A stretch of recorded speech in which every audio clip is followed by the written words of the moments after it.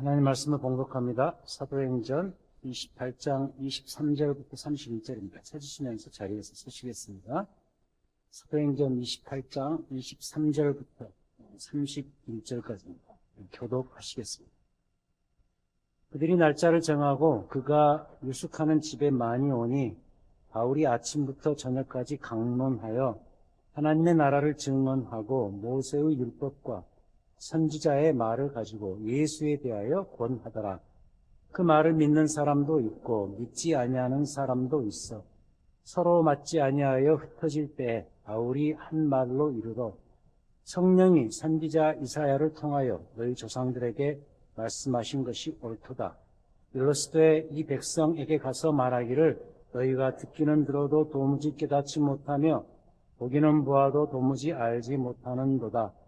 이 백성들의 마음이 우둔하여져서 그 귀로는 둔하게 듣고 그 눈은 감았으니 이는 눈으로 보고 귀로 듣고 마음으로 깨달아 돌아오면 내가 고쳐줄까 함이라 하였으니 그런즉 하나님의 이 구원이 이방인에게로 보내어진 줄 알라. 그들은 그것을 들이대라 하더라. 바울이 온 이태를 자기 셋집에 머물면서 자기에게 오는 사람을 다 영접하고 하나님의 나라를 전파하며 주 예수 그리스도의 권한 모든 것을 담대하게 거침없이 가르치더라. 아멘. 앉으시겠습니다.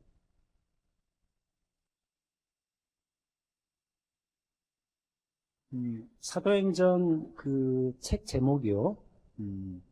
글자 그대로 사도들의 행적입니다. 사도들의 행적. 자, 그럼 그 사도들은 누구인가? 우리가 지난주에 잘 배웠습니다. 이 사도들은 누구냐? 예수 그리스도의 부활의 현장을 직접 두 눈으로 목격하고 예수 그리스도의 그 복음, 그 부활의 복음을 자기들의 입과 몸과 행동으로서 온 세상에 증언을 해야 되는 1세대 증인 그룹입니다.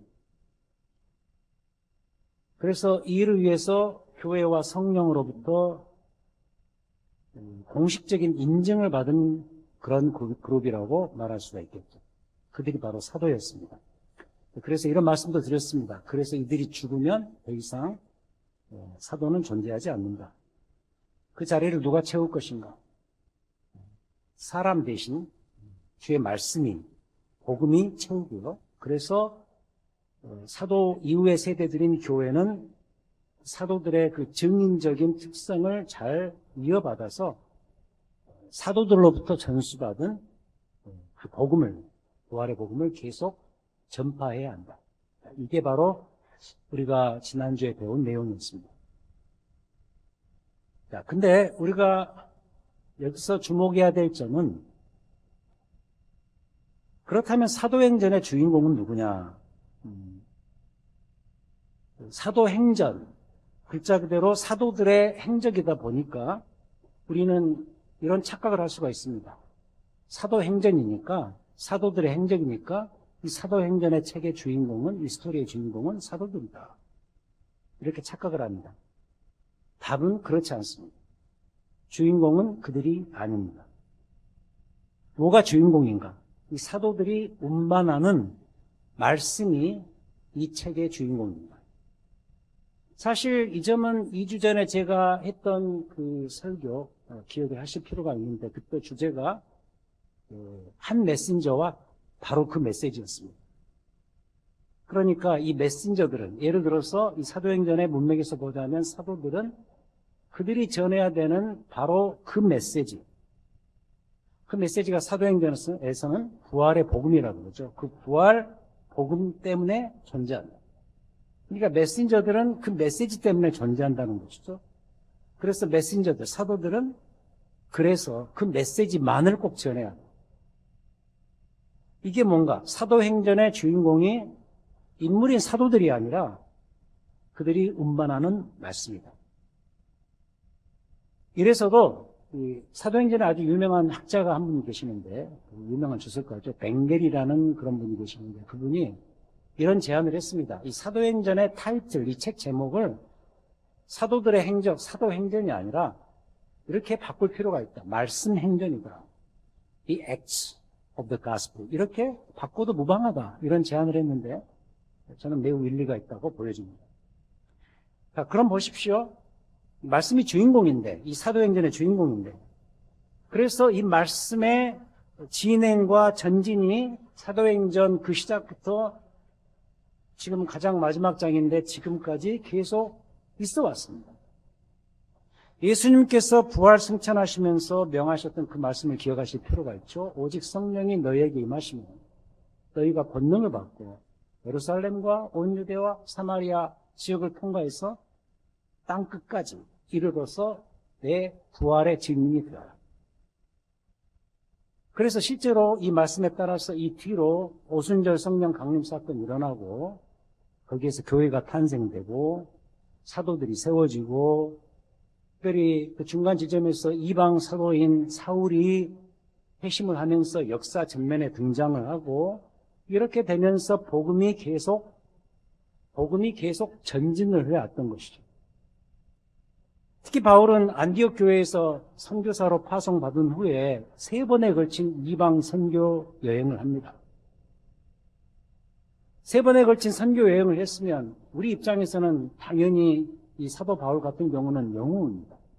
영웅으로 추대받아야 될 정도로 훌륭한 선교 사역을 감당했습니다만 놀랍게도 예루살렘으로 돌아오자 환영보다는 오히려 그를 핍박하는 핍박의 주인공들이 기다리고 있었죠. 그래서 도리어 고발당해서 감옥 신세를 갖게 되고 그래서 그가 이 감옥에 갇히자 이게 마치 복음의 이 전진이 사도행전의 주제 복음의 전진이 스탑된 것처럼 보이긴 합니다만은 놀랍게도 이 사건은 이 감옥에 갇히는 이 사건은 그가 로마 시민권자로서 이 유대 지경에서 이 모든 형사처벌을 받는 것이 아니라 로마 시민권자이기 때문에 가이사 앞에서 황제 앞에서 로마 황제 앞에서 내가 이 법정에서 코트에서 이 모든 처벌을 받을 것인가 말 것인가를 재판을 받을 수 있는 권리가 있기 때문에 그가 이제 이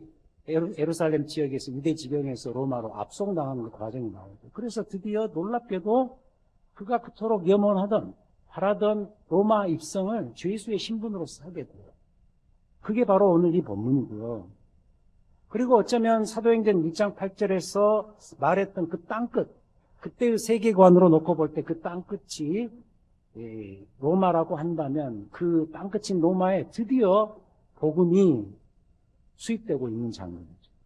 왜냐하면 아까 말씀드린 것처럼 사도 그 자체가 걸어다니는 성경이고 걸어다니는 복음이기 때문에 사도 바울이 주 예수의 신분을 가지고서 로마에 입성하게 된 것은 뭘 말하는 거죠? 예수 그리스도의 부활의 복음이 로마에 드디어 입성한 것과 같은 이야기다라고 말할 수 있겠습니다. 자, 그럼 바울이 그 로마에서 한 일이 뭐냐?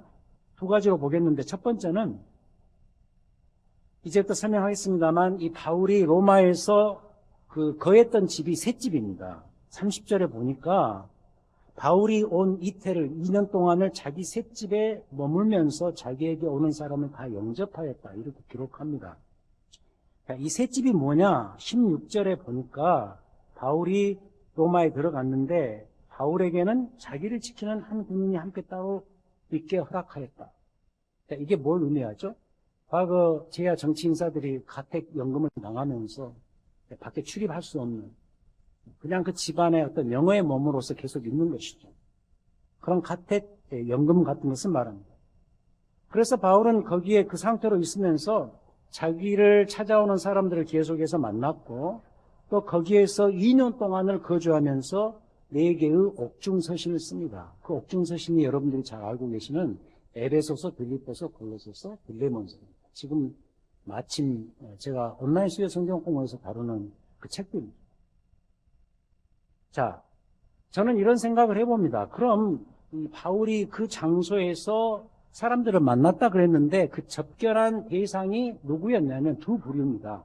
유대인과 이방인들입니다. 그러니까 유대인들도 그 당시에 여러 지역에 흩어져 있었는데 당연히 로마에도 이 디아스포라 흩어진 유대인들이 있었거든요. 그래서 유대인 그룹을 만나고 이방인 그룹을 만났다. 먼저 오늘 이 말씀의 출발 지점에 위치한 이 유대인들 그룹을 먼저 보자면 이런 생각을 해볼 수가 있는 것이에요. 사도 바울이 그 2년 동안 거기에 있으면서 유대인들을 만났다면 그 유대인들을 만나서 그가 도대체 무슨 대화를 그들과 나누었을까?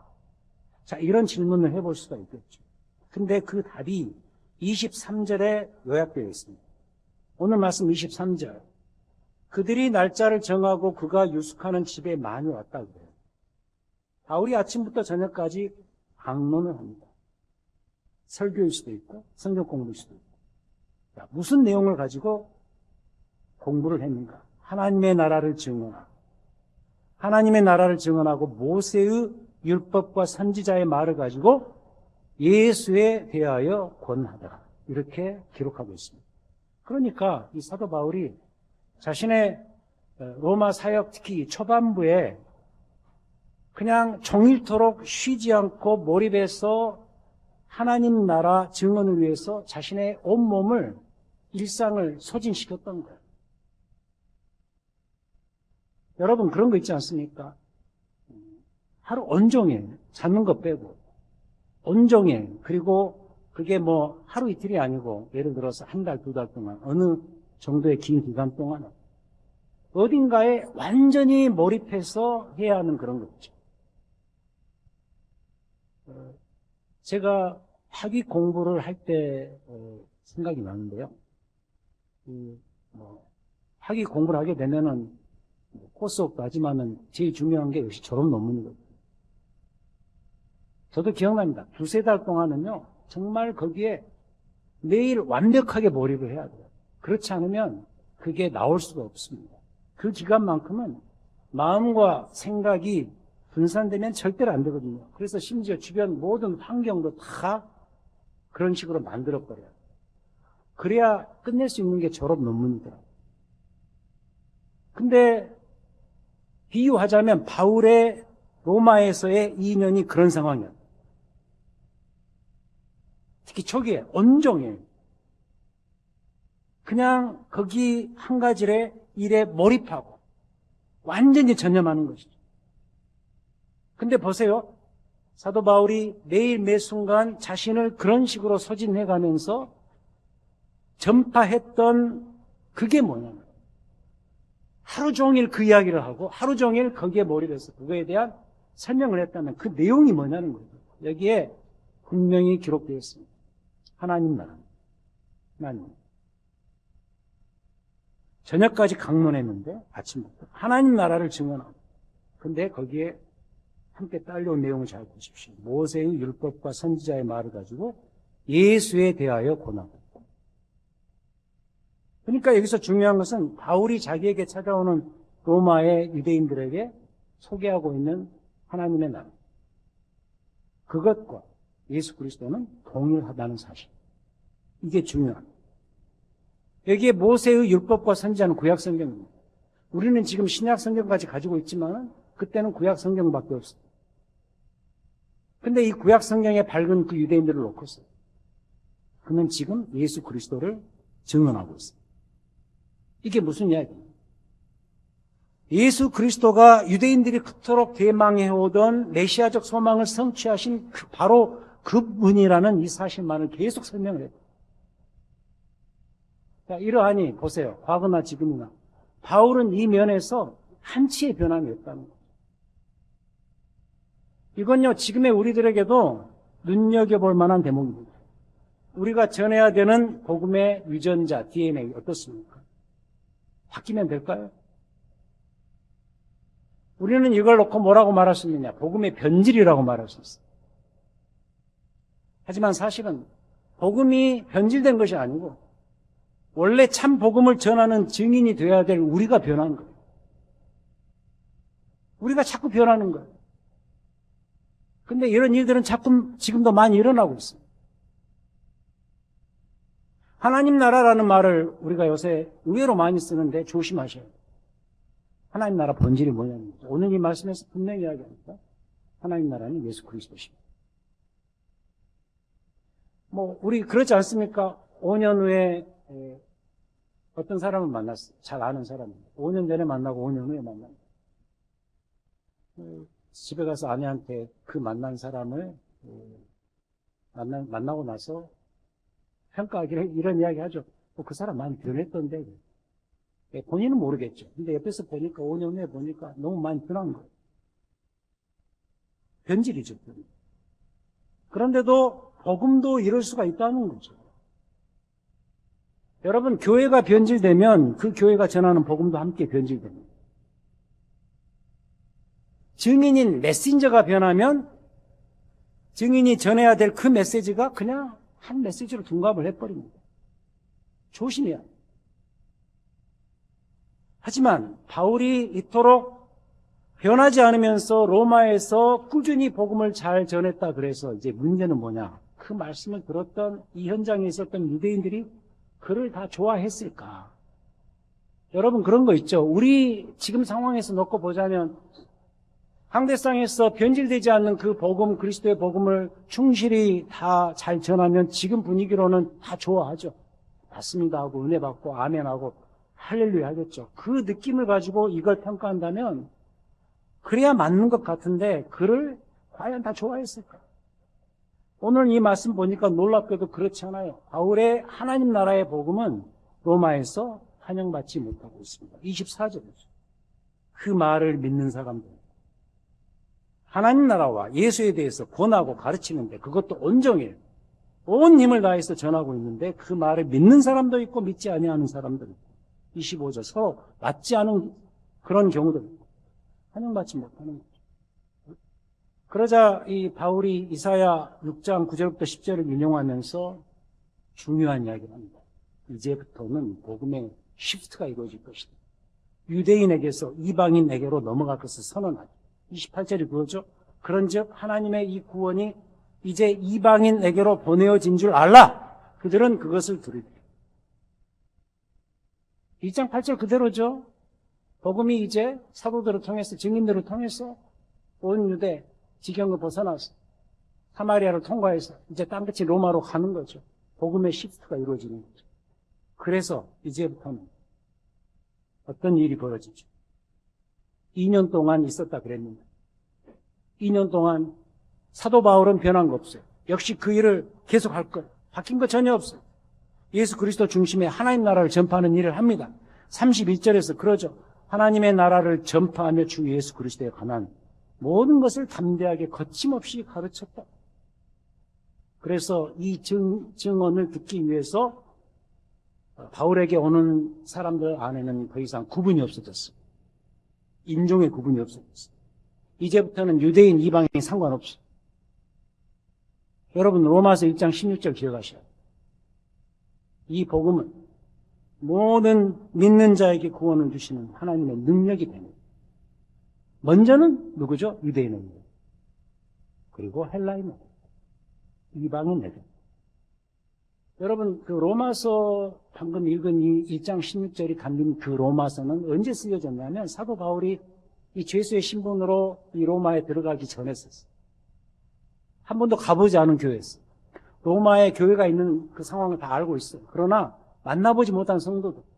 근데 그들에게 이 로마서라는 어마어마한, 다음 주에 보겠습니다만, 어마어마한 이 서신을 미리 보냈죠. 거기에 그 핵심 포인트가 그거였어요. 이 복음은 모든 믿는 자에게 구원을 주시는 하나님의 능력이 됩니다. 첫 번째는 유대인에게요. 그 다음은 헬라인에게요. 그래서 사도 바울은 그렇게 편지를 미리 보내놓고 아직 보지 못했지만 이제 죄수의 신분을 가지고서 로마에 입성하게 된 이 시점에서 자기가 그 로마서 편지를 보내면서 1장 16절 그 말씀을 했던 것을 기억하고 있었을 거예요. 맞네. 드디어 그 말씀이 여기서 성취됩니다. 이제 유대인에게서 로마인으로, 헬라인으로, 이방인으로 넘어가는구나. 그 구절이 이 현장에서 성취되는 것을 그가 지금 보고 있는 것이죠. 어디에서? 이 로마에서. 얼마 동안? 2년 동안. 이런 일이 벌어져. 저는요, 사도 바울의 이런 현장을 지켜보면서 이 말씀의 성취, 이 말씀의 열매, 여기에 대해서 다시 한번 생각을 해보게 됐어요.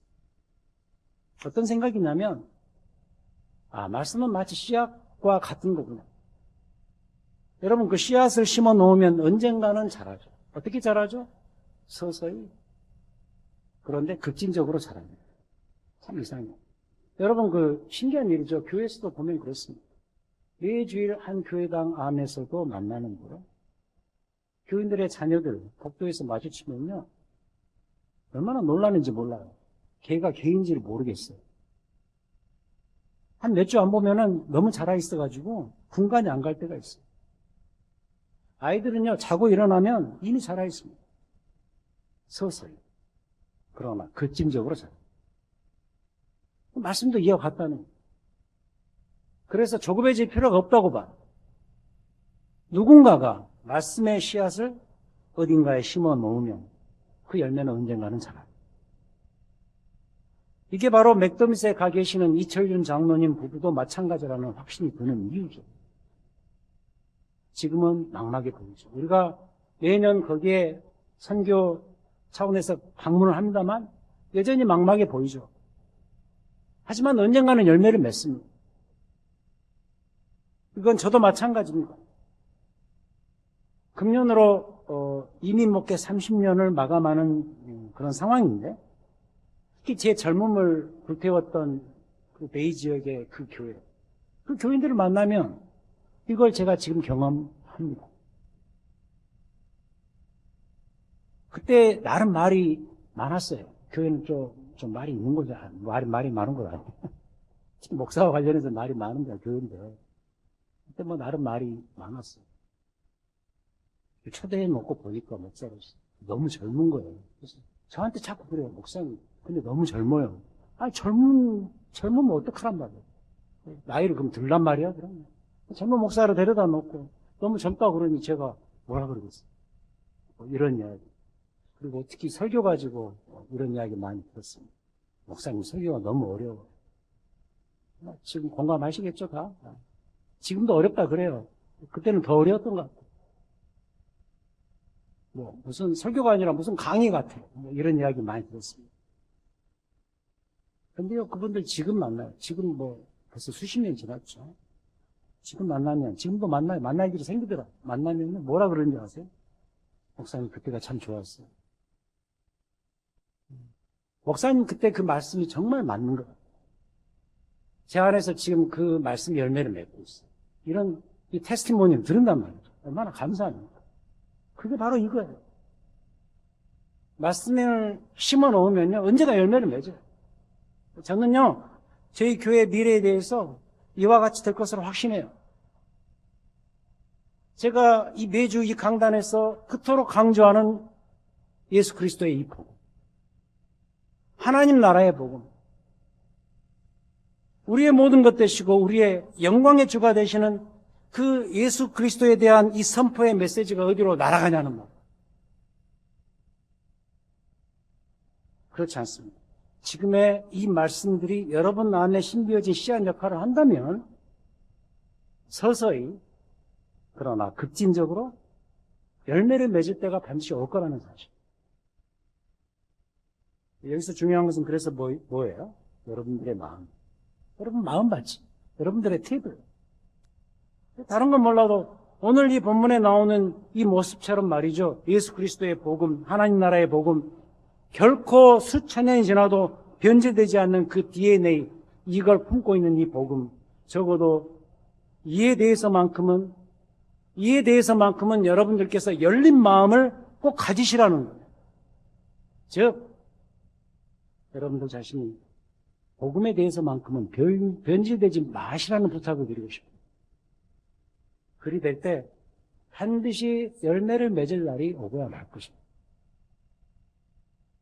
오늘 본문은 사도행전 마감 장면이거든요. 특히 마지막 30절, 31절은 마감 중에서도 마감 장면입니다. 짧지만 의미 있는 그런 표현으로 마감을 하고 있죠. 바울이 온 이태를, 2년을 자기 셋집에 머물면서 자기에게 오는 사람을 다 영접하였는데 31절이 중요하죠. 하나님의 나라를 전파하며 주 예수 그리스도에 관한 모든 것을 담대하게 거침없이 가르치다. 어때요? 최종 지점에서도 변한 건 없습니다. 2년 동안의 로마 사역 출발 지점에서 유대인들을 대상으로 했던 그 메시지 내용, 아까 23절 읽었죠? 똑같은 이야기예요. 마지막 지점, 아마 2년 동안 했으니까 이방인들에게 복음을 전하는 그 순간에도 변한 건 없습니다. 하나님 나라를 전파하면서 그 하나님 나라의 핵심 메시지이신 예수 그리스도에 관한 이 설명은, 이 증언은 계속되고 있습니다. 변한 거 없어요. 하나님 나라 전파와 예수 그리스도에 관한 모든 것은 완벽하게 동일합니다. 하나님의 나라가 그리스도시고 그리스도가 바로 하나님 나라예요. 여러분 기억나시죠? 사복음서, 특히 공관복음, 마태, 마가, 누가 이 세 복음서에서 출발을 어떻게 합니까? 이거였죠. 회개하라. 하나님의 나라가 가까이 왔습니다. 하늘나라, 천국이 드디어 도래했습니다. 무엇 때문에? 예수님 자신의 등장으로 인해서. 내가 드디어 이 지상에 왔으니 이때부터 하나님의 나라가 이미 임했다. 회개하라. 그 선포의 핵심 메시지 바로 인간의 나라가 아니라 하나님의 나라였어요. 주님 자신의 오심으로 인해서 하나님의 나라가 복음이 드디어 카운트다운 되었던 거예요. 그런데요, 그렇게 카운트다운 되었던 그 하나님 나라 복음이 주님 자신의 부활 승천 이후에 주께로부터 선발된 사도들에게 똑같이 전이되고 적용되고 있다는 사실. 그게 바로 31절에 하나님 나라를 전파하는, 그 하나님 나라 주인공 되시는 예수 그리스도에 관한 모든 것을 담대하게 선언하고 증언하는 것. 그래서 하나님 나라의 주인공은 예수 그리스도입니다. 그리스도 자신이 복음의 능력이에요. 유대인, 이방인 가리지 않고 예수 그리스도는 그들의 삶의 근원이고 목표고 능력이 있어요. 이제 사도행전을 마치고 다음 주면 사도들이 썼던 편지 내용들을 살필 예정입니다.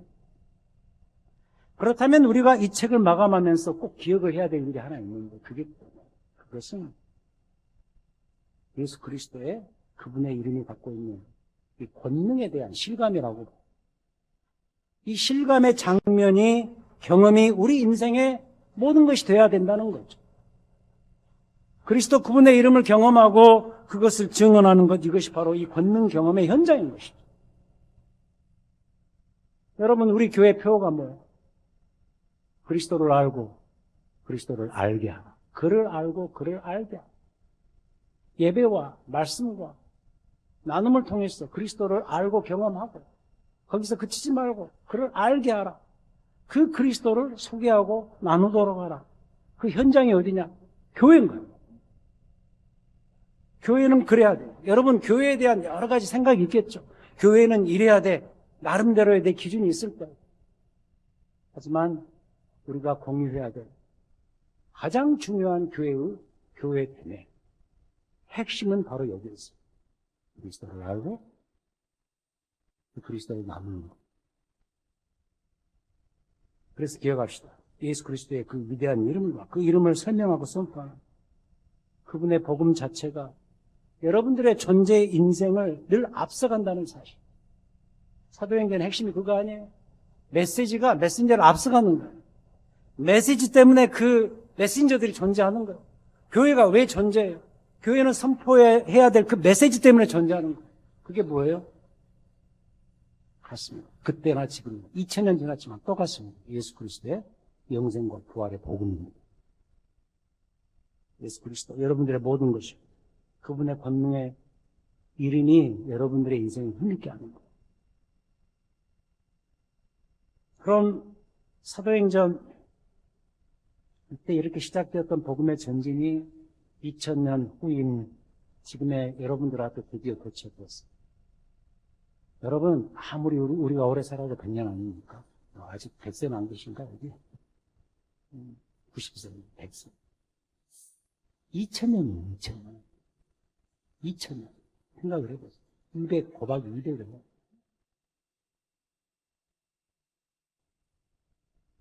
그때 시작되었던 복음이 지금 2000년 후 여러분 앞에 드디어 도착했다니까요. 변질되지 않고 놀랍지 않습니까? 제가 전에 어떤 그 온라인 수요 설교 한 몇 년 된 것 같아요. 그래서 제가 파일을 찾아봤는데 사실 다시 제가 찾아서 보이겠는데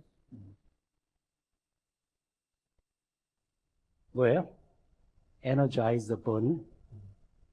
그 에너자이저라는 배터리 회사에 수십 년 동안 해온 선배님인데 동영상이 아니라 그냥 화면인데 붙이면 going, still going. 달밤에도 달려가고 있고. 오늘 설교 제목이 그거죠. 복음 자체는 변치 않고 계속 still going. 복음이 전진하는 거예요.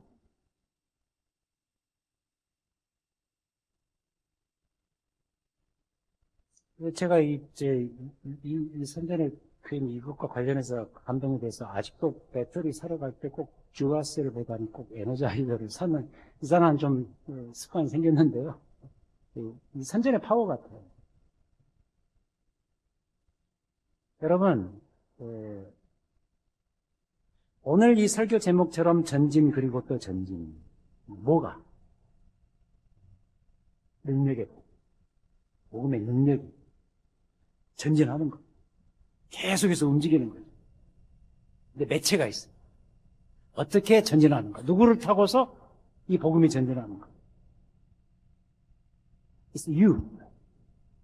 복음의 증인들, 메신저들, 사도적 특징을 담은 우리의 교회들을 통해서 그 중에 한 파트를 차지하는 이 크로스포인트 교회를 통해서 그래서 우리 크로스포인트 교회 존재 목표가 여기에 부합을 해야 돼요. 복음의 에너자이저가 돼요. 우리 교회가 이 땅에 존재하는 중요한 목표 중에 하나예요. 단순화시켜서 크로스포인트 교회가 이 지역에 여러분들의 이 모습과 함께 존재해야 되는 그 이유를 좀 단순화시켰어요. 너무 복잡하게 생각하지 마세요. 아주 단순합니다. 복음의 운반자가 돼요. 복음에 매료되고 그 매료된 내 자신이 복음의 운반자가 되는 거죠. 계속해서 이 에너자이저 버니처럼 움직이는 운반자들이 되시거든요. 그래서 가는 곳마다 말씀의 씨앗을 심으세요. 여러분 그거 하셔야 돼요. 그냥 교회 다니시는 게 내가 그냥 내 영혼이 평안하고 내 모든 인생에 맞춰지는 것이 이 교회라는 이 안전한 틀에서 이루어지기를 바라는 나만을 위한 그 복음의 은혜 체험, 능력 체험을 위해서만은 교회의 존재 목표가 이루어지지 않는 거거든요. 운반자가 나눠야 계속해서 움직여야 말씀의 씨앗을 심고 아주 단순하게 적용을 하자면 뭐 이런 거죠. 우리 교회 가야 된다. 당신 예수 안 믿으면 안 된다. 예수 믿으니 너무 좋다. 교회 가자. 오늘도 말씀 듣자. 영생의 말씀 듣고 우리 구원 받자. 하나님의 나라와 예수 그리스도를 체험하는 새로운 삶의 지경으로 들어가야 돼. 이게 있어야 돼요.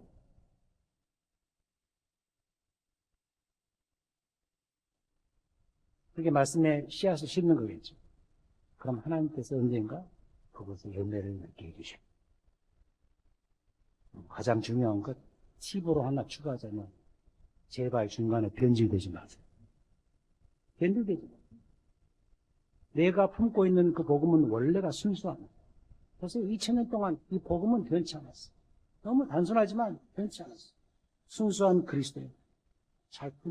잘 유지하고 이걸 지키면서 이걸 잘 전하시는 이 시대에 작지만 이 한 곳에서 복음의 증인으로서 잘 살아가시는 여러분들의 삶과 우리 귀한 이 교회가 되시고 우리 주님 이름으로 축원드립니다. 하나님 감사합니다.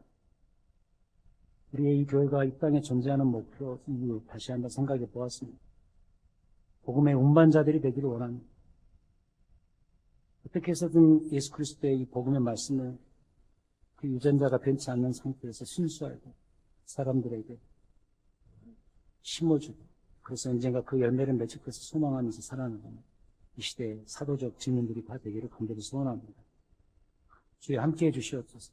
힘들고 어렵고 문제가 생길 때가 있을 줄 압니다. 변질의 기회가 생기는 그 순간이 올 줄 압니다. 그때마다 주의 성령께서 교회를 통해서 말씀을 통해서 깨우쳐 주시고 알려주셔서 다시 깨닫게 하시고 복음의 순수함으로 돌아가 복음의 능력을 체험하고 그래서 나누는 이 시대에 귀한 증인의 삶을 사시는 우리 모두가 될 수 있도록 축복하여 주시옵소서. 예수님 이름으로 기도하였습니다. 아멘.